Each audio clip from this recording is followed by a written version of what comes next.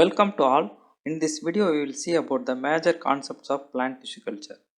The term plant tissue culture refers the in vitro culture of the surface sterilized plant cells or small pieces of tissues, organs or any part of the plant in a sterilized artificial or synthetic nutrient medium under the controlled aseptic condition is called plant tissue culture. The small piece of plant used for the in vitro culture is called explant. The good examples are nodes, shoot tips, leaf bits and meristem tips are used as explants for in vitro tissue culture technique.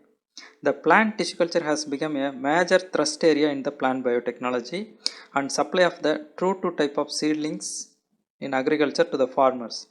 The basic concept of the plant tissue culture is underlies with 5 mechanisms such as totipotency, differentiation, de-differentiation and redifferentiation. First we will see about totipotency. The inherent potential of any living plant cell to develop into entire organism is called totipotency.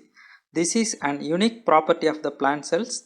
It is necessary to trigger the totipotent behavior of the mature cells by culturing in a modified nutrient medium with different combinations of plant growth regulators. The scientist T.H. Morgan in 1901 coined the term totipotency. The next important property is differentiation.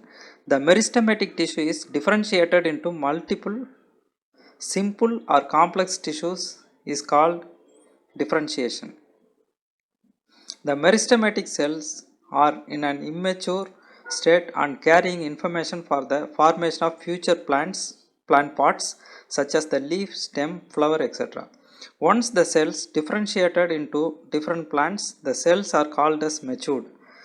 For example, the meristem cells have large number of minute cells which are rapidly divided and each have carry the information to form future plant parts such as flowers, leaves, etc. The another key property in the basic concept of tissue culture is de-differentiation. The reversion of mature tissue into meristematic state leading to the formation of callus is called de-differentiation. That means the mature cells reversed into primitive state such as callus, that means undifferentiated cells. This process is essential to revert the mature cells into primitive state or immature state. The in vitro culturing under the presence of small proportion of plant growth regulators such as auxins or cytokines trigger the callus induction. So the explants undergo de-differentiation to produce the callus. Another key property is redifferentiation. The ability of the callus to develop into shoot or root or embryoid is called as redifferentiation. So here the primitive cells transformed into mature cells. The callus cells act like a meristem and dividing cells are differentiated to carry information to form the future plant parts. So the callus redifferentiated and it will go for organogenesis process to form the shoot or root, etc. So now we will see the key difference between two terminologies. One is organogenesis and another one is somatic embryogenesis. By these two mechanisms, in vitro regeneration of plants is achieved by plant tissue culture. In plant tissue culture, the regeneration of plants occurs by two processes. The organogenesis refers the direct development of organs such as microshoots, roots or buds from the explant is called organogenesis. So here from the explant directly we can see the organs. Another process is called somatic embryogenesis. Here the explant will produce embryo-like structure. Usually embryo is associated with gametic cells, but here somatic cells produce the embryo-like structures. And these cells have bipolar structure for the future shoot and root initiation. This process is called somatic embryogenesis.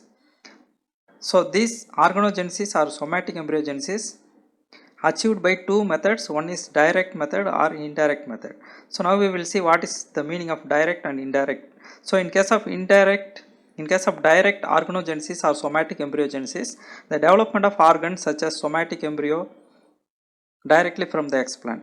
Whereas in the case of indirect organogenesis or somatic embryogenesis, the explant undergo de-differentiation to form the callus and later the callus is redifferentiated to form the organs or somatic embryos. Thank you.